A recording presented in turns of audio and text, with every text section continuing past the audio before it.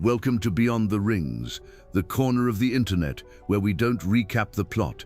We go digging in the footnotes until our fingers are ink-stained. If this is your first time here, hi, sit down. We cite our sources and we have historically strong opinions about which HarperCollins printing of the Silmarillion you should actually own. If you've been here before, you already know the drill. Less previously on, more receipts. Today we're doing Sauron, and I want to say something up front that's going to sound like a dare. After this video, you are not going to be able to watch the Jackson trilogy the same way. You're not going to read the appendices the same way, and you might, God forbid, start feeling something uncomfortably close to sympathy for the guy who spent 3 ages trying to conquer Middle-earth with a piece of jewelry. I'm not redeeming him. He's still a monster. He still deserves everything that happens to him at the end of Return of the King. But the version of Sauron, sitting in the collective imagination right now, eye on a tower, evil for the sake of evil, generic Dark Lord with a lava commute. That guy doesn't actually exist anywhere in the text. He's a fandom-wide game of telephone. The real one is stranger, sadder, and a great deal more useful if you want to understand why the War of the Ring plays out exactly the way it does.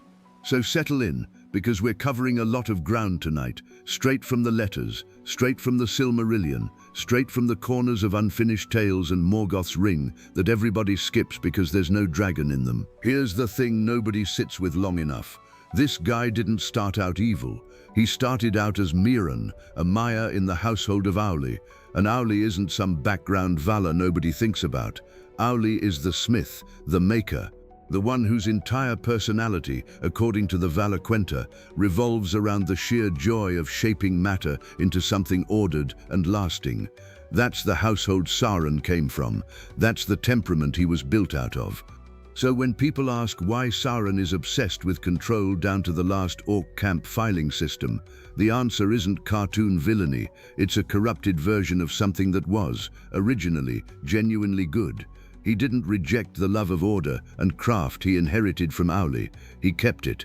He just ripped the patience and the humility out of it. And what's left is a smith who can't stand for anything to exist outside his own design. And here's where it actually gets interesting, because we don't have to speculate about what the humble, uncorrupted version of this exact impulse looks like. Tolkien wrote it down in the same book a few chapters earlier. Aulë, in his own impatience to see elves and men arrive, secretly makes the dwarves on his own initiative, without waiting for Eru's plan to unfold. It's the same sin, structurally. A maker who can't stand to wait for the proper order of things and starts building outside his lane. But when Eru catches him, and this is the chapter of Aulë and Yavanna, go read it if you haven't. Aulë doesn't dig in. He's ashamed. He offers to destroy his own creation rather than defy the will above him. And it's that humility, that willingness to smash his own masterpiece rather than keep it through disobedience, that gets the dwarves adopted into the music for real. Sauron is Aulë's student who never learned that lesson. Same impulse to make, same impatience with waiting for permission, but zero capacity to put the hammer down when someone tells him to stop. That's not a coincidence Tolkien buried by accident. That's the whole tragedy sitting in plain sight, 2 chapters apart. And almost nobody connects them because everybody treats the Aulë and the dwarves story as a cute world-building aside, instead of what it actually is, the road not taken. Letter 121 is doing more heavy lifting here than almost any other single document in the whole corpus, because that's the letter where Tolkien, writing to Milton Waldman, trying to explain the entire cosmology to a publisher who clearly needed the short version, lays out what he means by the machine.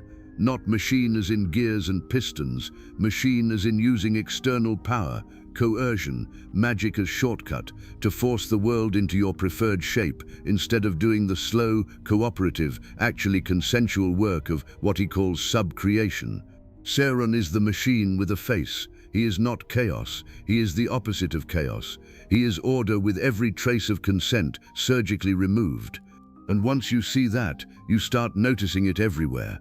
The rings of power aren't a weapon first, they're infrastructure, they're urban planning, they're an attempt to administrate Middle-earth the way you'd administrate a resentful factory floor. This is exactly why the films, gorgeous as they are, flatten this character into a weather event.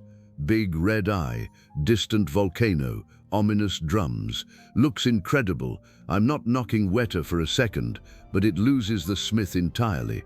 It loses the fact that this is a being who built the Rings of Power, because on some level he loved the craft of it before he loved what the craft could do for him. You don't get that from a searchlight. You get an antagonist. You don't get a tragedy. Now let's talk about something that gets treated as a throwaway line in Treebeard's mouth and is actually one of the more philosophically loaded contradictions in the whole legendarium. Can Sauron, or Morgoth before him, actually make anything at all? Or is he stuck forever corrupting what already exists? Treebeard tells the hobbits flat out that the Dark Lord made the trolls in mockery of Ents and the orcs in mockery of elves, and if you stopped there, you'd assume Tolkien meant that literally. He didn't, and he says so more than once when readers pushed him on it. In letter 144 to Naomi Mitchison, the same letter incidentally, where he admits his private fear that the Entwives might have been destroyed by Sauron, which is a gut punch of a detail buried in the middle of a letter mostly about linguistics. Tolkien states plainly that the servants of the Dark Power, and later of Sauron, neither of whom could, nor would, produce living things, meaning their creatures must be corruptions, not creations. And in letter 15:3, responding to Peter Hastings, he goes further. Evil in his cosmology has no creative power at all, only the power to twist and pervert what Eru or the Valar already made. Treebeard isn't lying, exactly. He's using folk language the way anyone would, the way you'd say an arsonist made a fire, when what he actually did was apply a match to wood someone else grew. Here's the part that turns this from trivia into something genuinely uncomfortable. If orcs are corrupted elves, tortured, broken, twisted until nothing recognizable is left, then every single orc that dies, screaming in every battle from the fall of Gondolin to the Battle of the Pelennor Fields, is, on some level, a murdered elf wearing a ruined body. Tolkien himself seems to have found this so uncomfortable that late in life he tried to walk it back. In the essays collected as Myths Transformed, in Morgoth's Ring, Volume 10 of the History of Middle-earth, he floats alternate theories: orcs as corrupted beast souls rather than elves, orcs bred from men rather than elves at all. Precisely because the elf origin theory has moral implications he apparently couldn't sit comfortably with once he really pressed on it. And Sauron inherits this entire unresolved metaphysical mess. He doesn't invent the orcs, he just becomes their new landlord after Morgoth's fall, breeding them, improving them the way you'd improve livestock.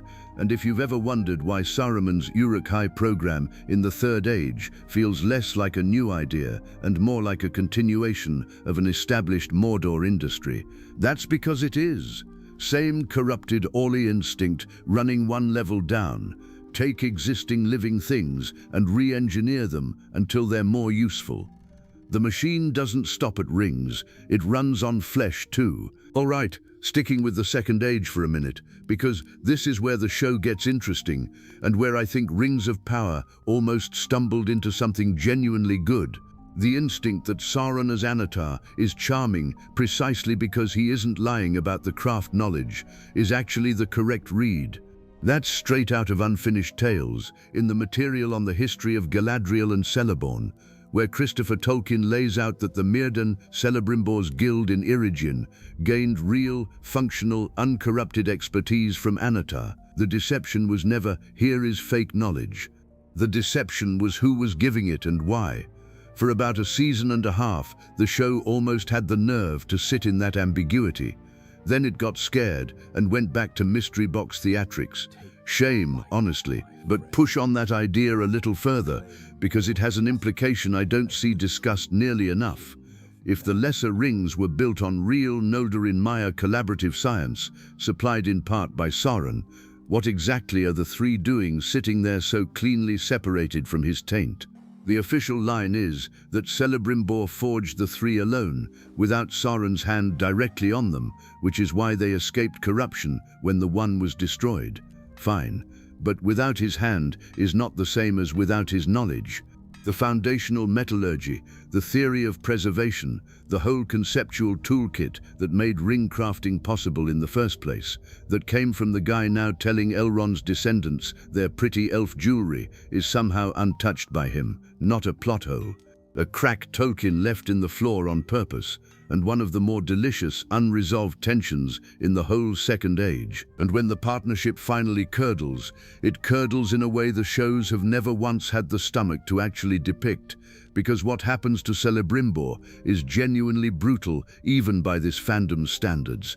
Once Sauron's mask drops and he assaults Eärendil directly, Celebrimbor is captured and tortured for the location of the rings. He gives up the lesser ones under duress, but refuses, to the end, to give up the three. So Sauron simply has him killed and does something with the body that tells you everything about how he thinks about the people he's just spent a century collaborating with.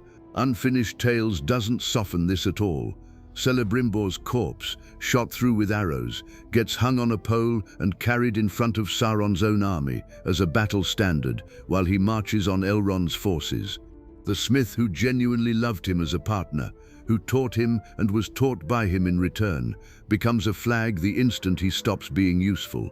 That's the coldest possible ending to the Anatar relationship, and it's worth sitting with for a second before we move on, because it's the same lesson as everything else tonight. Partnership with Sauron only ever survives as long as you're supplying something he needs. Small bit of trivia that's easy to miss and explains a lot about how he sees himself through all of this. Sauron was never his own name for himself. His birth name, before Melkor got hold of him, was Mairon, the Admirable. And by every account we have, he kept using that name, or the kingly form of it, Tar Mairon, right up through his time ruling as councillor in Númenor. Sauron, the name we actually use for him, meaning roughly the abhorred, is what the elves started calling him after the Wars of Beleriand, and it stuck precisely because it wasn't a compliment. He spends the entire legendarium being addressed by a slur, essentially, coined by the people who watched what he actually did, while privately still thinking of himself as the admirable one, the excellent one, the guy who was just trying to make things better.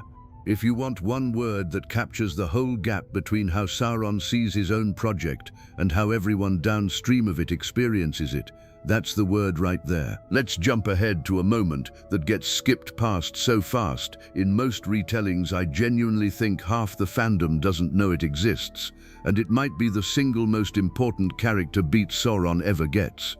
After the War of Wrath, after Morgoth is dragged out through the Door of Night in chains, Sauron actually shows up. He presents himself before Eönwë, Herald of Manwë, and abjures his evil deeds. The Silmarillion, in the chapter on the voyage of Eärendil and the War of Wrath, is explicit that this might not have been pure theatre. It's genuinely ambiguous whether this was the start of real repentance. So what derails an actual second chance at redemption? Not a rekindled love of evil. Pride.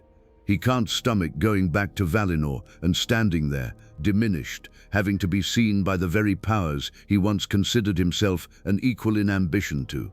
He can't do small and mean in front of an audience. That flinch, that very human, very petty flinch away from humiliation, is what curdles back into tyranny. Read the Second and Third Age as a coward's momentum instead of a conqueror's master plan, and suddenly half his decisions make a different kind of sense. Why he needs constant validation through fear. Why he can't tolerate Numenor existing as a rival power. Why the entire Barad-dûr project has the undertone of a man building the world's largest "I'll show them" note. Which brings us to a fact that gets erased more than any other single detail about him. And it drives me up the wall every time I see fan art of Third Age Sauron looking, conventionally handsome. After Ar-Pharazôn's invasion fleet gets swallowed along with basically all of Sauron's captured physical form, the Arcalabeth states, flat out, that Sauron could never again appear fair to the eyes of men. Not temporarily inconvenient, permanently. And letter 200 adds a detail people almost never bring up.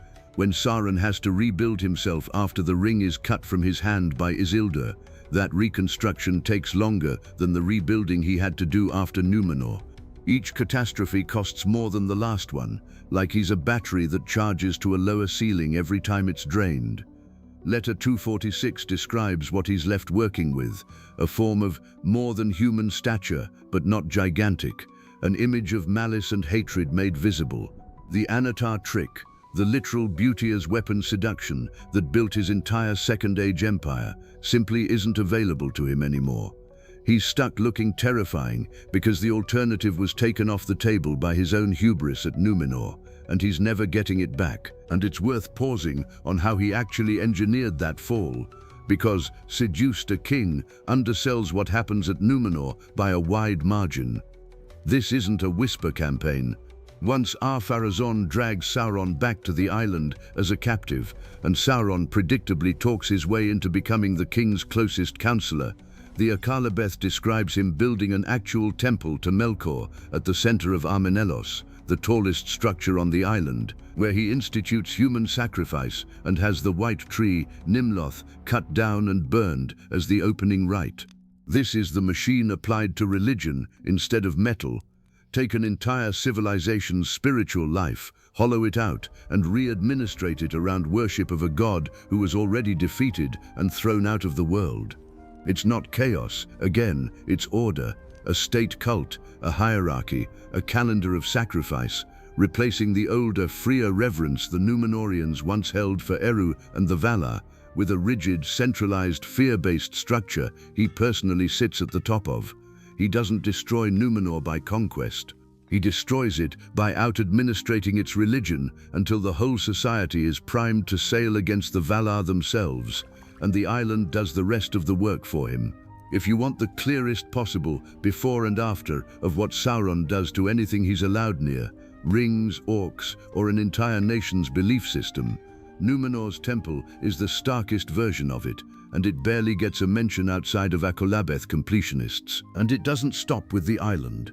The cult structure Sauron builds at Armenelos outlives Numenor's drowning by thousands of years, because the king's men who worshipped at that temple and survived the downfall become the Black Númenorians, and their descendants are still running large chunks of Sauron's Third Age political machinery when the War of the Ring rolls around. The mouth of Sauron, who rides out to parley at the Black Gate, is explicitly a Black Númenorian who entered Sauron's service and forgot his own name entirely. Tolkien is very deliberate about that detail. A man who traded his identity for administrative rank so completely there's nothing left to call him. That's not incidental color. That's the temple cult's org chart still functioning, 3 ages later, staffed by the great-great-grandchildren of the people who watched Nimloth burn and decided the new management looked promising. Layer onto that the alliances with the Haradrim and the Easterlings, propped up not through raw conquest alone, but through generations of trade, tribute structures, and religious sympathy, running back to that same Second Age missionary work. And what you get is something closer to an actual empire, with genuine institutional depth than the hordes of mindless evil reading the films default to. Sauron doesn't just have an army at the end of the Third Age.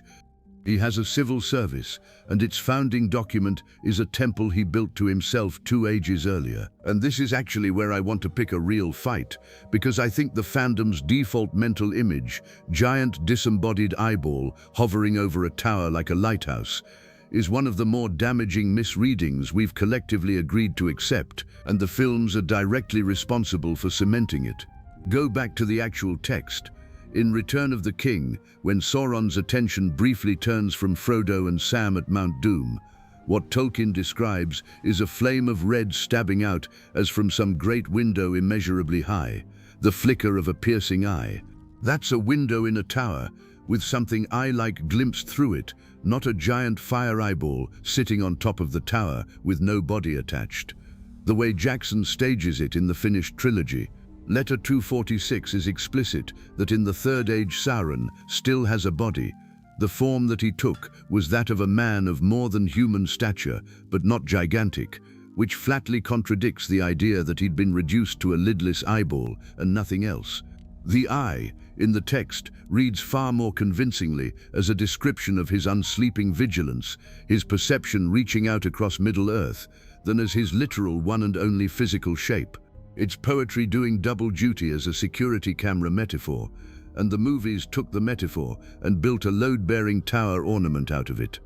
Understandable choice for a visual medium, genuinely striking imagery, I'll give them that. But it's also, quietly, one of the biggest simplifications in the entire trilogy, and it flattens exactly the thing we've been building all video. A being with a damaged, diminished, but still very much present body, not a special effect keeping watch from a windowsill, which loops back nicely into why he never actually appears as a character with dialogue anywhere in The Lord of the Rings. Go check, actually check, don't take my word for it. Sauron doesn't get a single scene of his own in the entire trilogy. He's a voice through a palantir that Pippin experiences from the outside, a red eye described second-hand, a will pressing on Frodo's shoulders in Mordor. He's entirely mediated through other people's fear of him, which is either the most disciplined authorial restraint in the whole book, or the most honest thing Tolkien could have done, given what he'd already established. Compare that to the Appendix timeline. A shadow falls on Greenwood around the middle of the Third Age, and men start calling it Mirkwood. And for roughly 2,000 years, he operates under a borrowed identity, the Necromancer, while he slowly rebuilds strength he can't yet risk exposing to the White Council. Here's the deep cut nobody remembers. In the original 1937 Hobbit, the Necromancer isn't identified as Sauron at all. He's just an ominous name Gandalf drops to explain why the company doesn't take the easy road through Mirkwood. Tolkien hadn't yet decided, or hadn't yet committed to telling anyone, that this figure was the same Dark Lord from his unpublished legendarium. The retrofit happens later, and Unfinished Tales' essay The Quest of Erebor is where Gandalf, in first person, finally explains what he actually suspected about Dol Guldur the whole time he was pushing Thorin's company east. Not a contradiction to be embarrassed about. A writer discovering, mid-career, that his children's book and his mythology were quietly the same universe all along, and having to build the bridge after the fact. Now, the part everyone treats as a straightforward MacGuffin, and is actually one of the strangest gambles in the legendarium. The One Ring gets discussed constantly as a weapon, a tool with a nice bit of poetry engraved on it. What almost never gets discussed with the seriousness it deserves is what Tolkien says he actually did to make it. He poured a substantial portion of his own innate power into the object.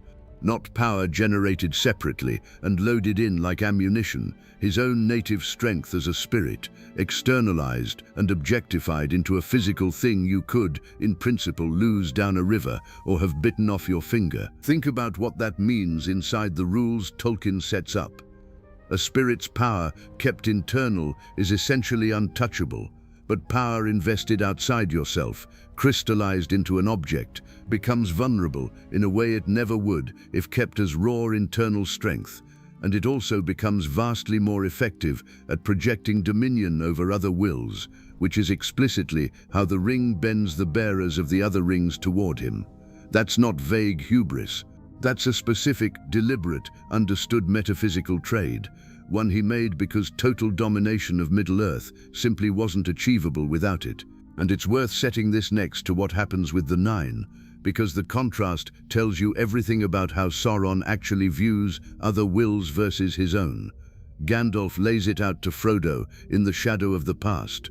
A mortal who keeps one of the lesser rings doesn't get power. He gets stretched, thinned, drawn out over the years, until whatever made him a person in the first place fades, and he becomes a wraith, a servant with no will of his own left to speak of. That's what Sauron does to other people's power when he gets his hands on it. He hollows them out and wears the hollowed shell as a leash. What he does to his own power with the One Ring is the opposite gesture. An act of trust in himself so total it's the one and only vulnerability he ever willingly creates. He'll enslave anyone else's spirit without a second thought. he will not risk his own the same way twice. There's a scene we never actually see on the page that I think deserves more attention than it gets, precisely because it happens entirely in the gap between chapters. And it's the smallest scale demonstration of the same machine logic running the whole legendarium. When Sauron's forces capture Gollum and drag him to Barad-dûr, what happens there isn't described in any real detail. Gandalf simply reports the aftermath to the Council of Elrond, and what he reports is that Sauron got 2 words out of Sméagol before he was done with him: Shire and Baggins. That's it. Years of Gollum's whole miserable existence boiled down under interrogation to 2 proper nouns, extracted with total efficiency and no interest whatsoever in Gollum as anything other than a data source. Compare that to what Bilbo did with the exact same creature in the exact same position of total power over him, in the dark under the misty mountains. Bilbo has Gollum utterly at his mercy, blade drawn, and instead of extracting what he needs and discarding the rest, he has the moment of pity that the whole trilogy keeps circling back to as its real thesis statement. Same creature, same vulnerability, 2 completely opposite responses, and the gap between them is the gap between everyone we've been talking about tonight. Sauron doesn't torture Gollum out of sadism, particularly. He does it because Gollum is a resource that needs processing, and once the processing is complete, the resource has no further use.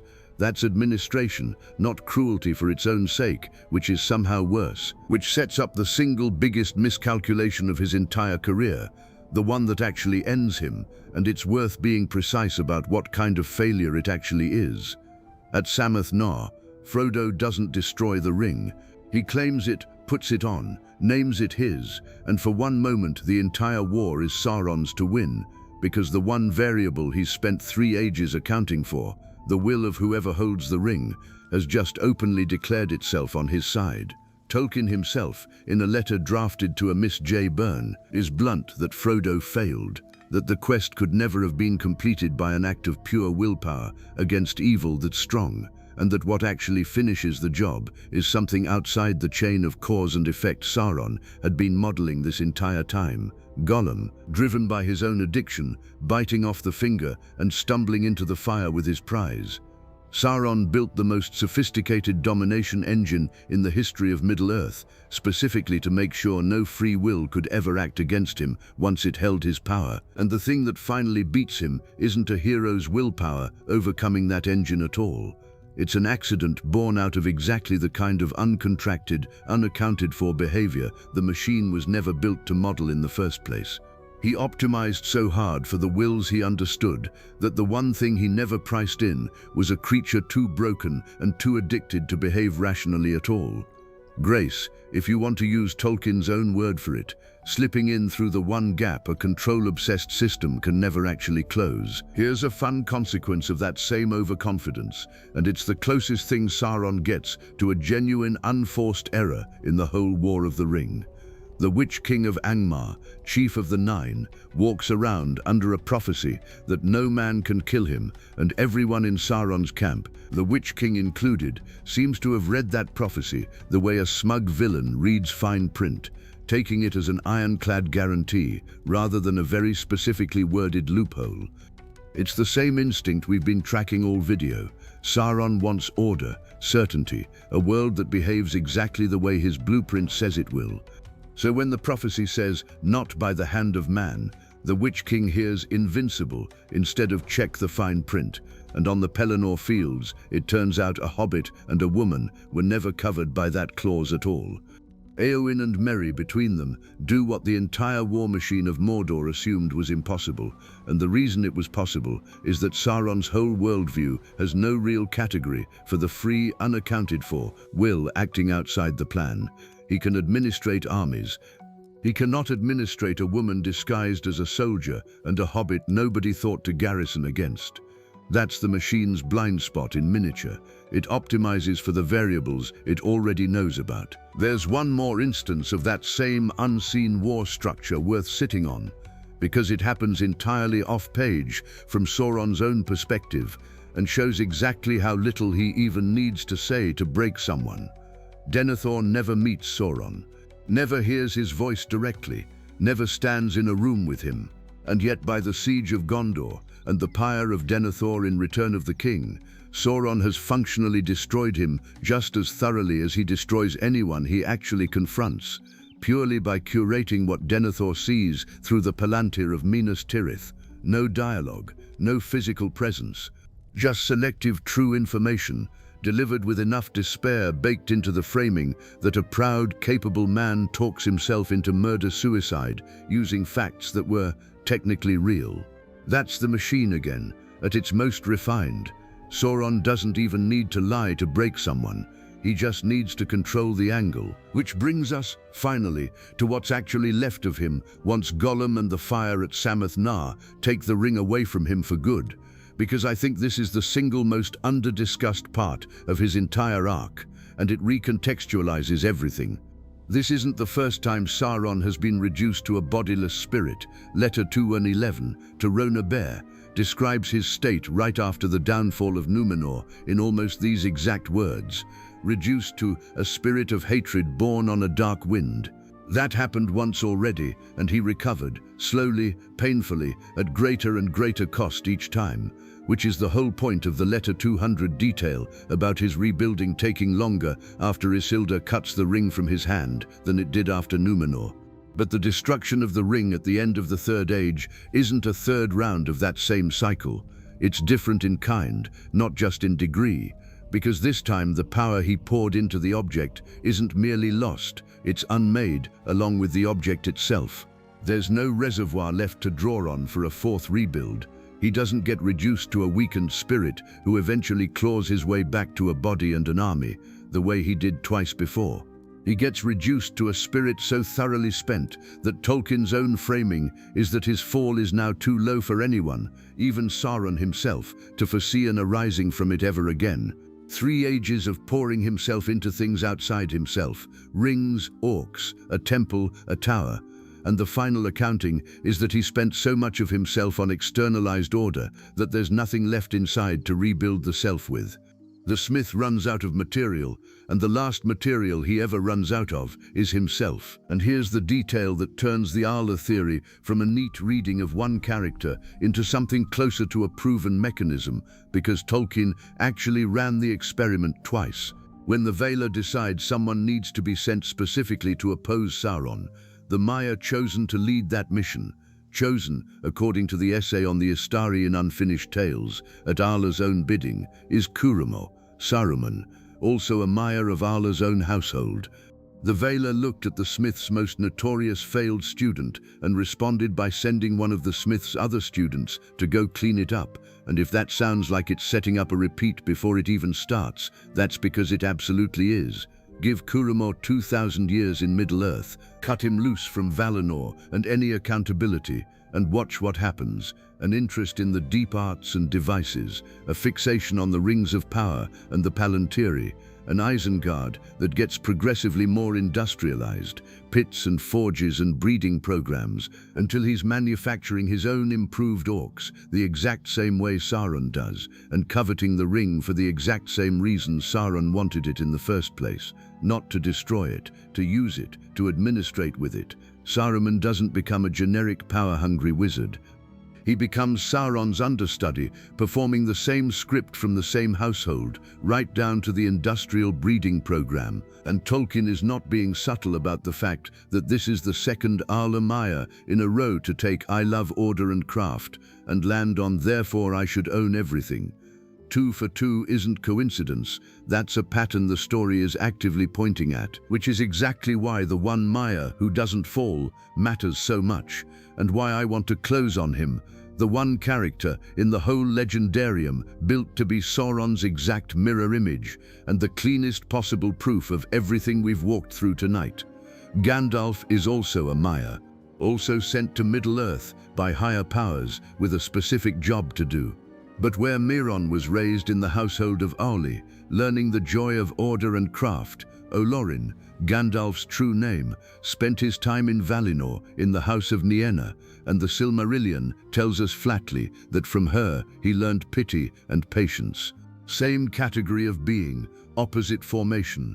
And when the Valar actually send the Istari to Middle-earth, the essay on their mission, preserved in unfinished tales, spells out the rule they're bound by, in language that reads almost like a direct rebuke of Sauron's entire career. They are forbidden to reveal themselves in forms of majesty, forbidden to seek to rule the wills of men and elves by open display of power, and are sent instead in shapes weak and humble, to advise and persuade rather than dominate. That's not incidental world building.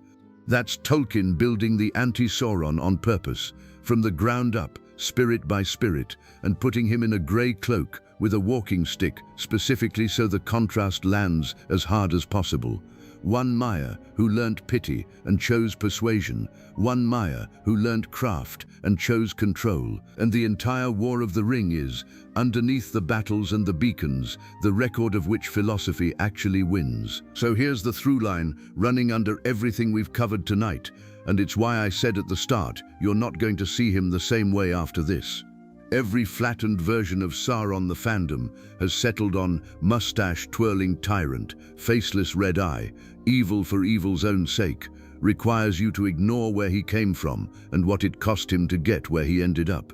He is not evil the way Morgoth is evil. Morgoth wanted to unmake the music itself, wanted discord as an end, wanted the world to hurt because hurting was the point. Sauron never wanted that. Sauron wanted order, administrated correctly, built well, kept exactly as designed, forever, with no room for anyone else's freedom to chip the masterpiece.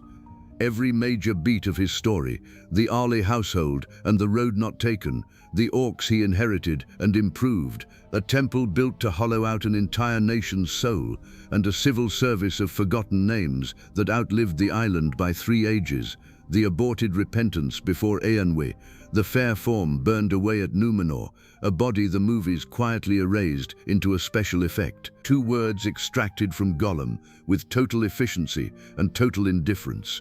The ring poured out of his own substance, a prophecy read too literally on the Pelennor fields, Denethor breaking alone in a tower without ever hearing his voice, a second Aulë Maiar running the same failed experiment at Isengard, and a grey-cloaked mirror of himself walking the other direction the entire time, is the same tragedy playing out at a different scale.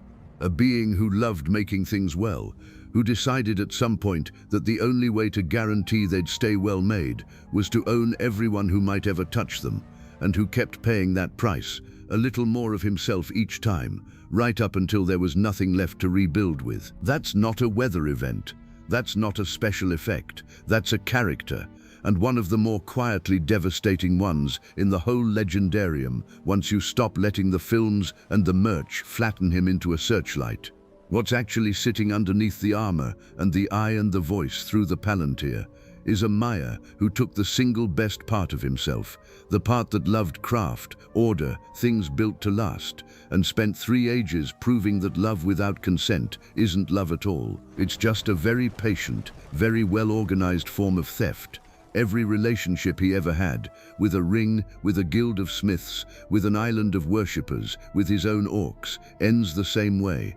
Something that could have been made in partnership gets made in ownership instead, and it costs him a little more of himself every single time, until there's nothing left to rebuild with. So next time someone tells you Sauron's just generic Dark Lord number whatever, you've now got a stack of load-bearing arguments, straight from the letters, straight from the Silmarillion, straight from the corners of unfinished tales and Morgoth's ring nobody bothers cracking open, for why that reading doesn't survive contact with the actual text. That's it for this one on Beyond the Rings. Go pick a fight about it in the comments. I'll be there, and I'll see you in the next one.